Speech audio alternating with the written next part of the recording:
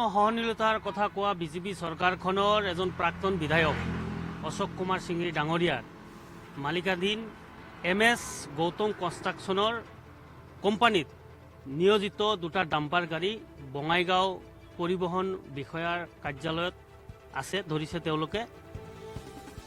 পৰিবহণ বিষয়া এই কাৰ্যক আমি আদৰণি জনাইছোঁ। আমি ভাল পাইছোঁ যে নিয়ম বহিৰ্ভূতভাৱে চলাই থকা গাড়ীসমূহ, পঞ্জীয়নভুক্ত গাড়ী, কোনো কাগজ পাতি নথকা গাড়ীসমূহ দ্বিতীয় ধৰাৰ কাৰণে দ্বিতীয়ক আমি ধন্যবাদ জনাইছোঁ।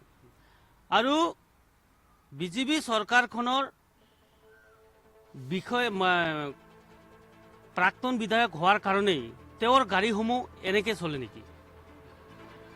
আজি আমি যিখিনি খবৰ পাইছোঁ, আমি যিখিনি চাইছোঁ, আজি 5 বছৰে এই গাড়ীসমূহৰ একো কাগজ আপ টু ডেট নাই।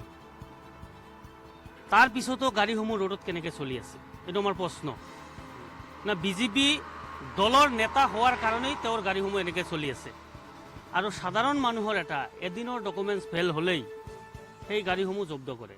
কিন্তু 5 বছৰে আপোনাৰ ডকুমেণ্টছ নথকা গাড়ীটো কেনেকৈ ৰাস্তাত চলি আছিলে।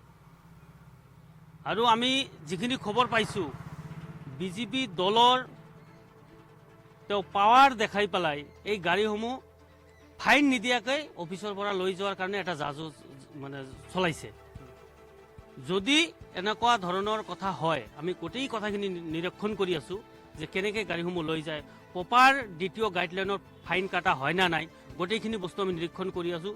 সঁচাকৈ যদি বিজেপি দল বা চৰকাৰৰ বা কোনো বিষয়াৰ আশীৰ্বাদত যদি অশোক কুমাৰ সিংৰি ডাঙৰীয়াই যদি গাড়ীটো উলিয়াই লৈ যায়, ইয়াৰ ওপৰত বা বঙাইগাঁও দ্বিতীয়ৰ ওপৰত তেওঁক আমি ধন্যবাদ দিছোঁ। কিন্তু হয়, কিন্তু যদি কোনো চৰকাৰী বিষয়া বা চৰকাৰৰ দমত যদি গাড়ীটো ওলাই লৈ যায়, দ্বিতীয়ৰ এগেইনষ্টত কিন্তু আমি আইনী ব্যৱস্থা গ্ৰহণ কৰিম। এইটো স্পষ্ট কথা।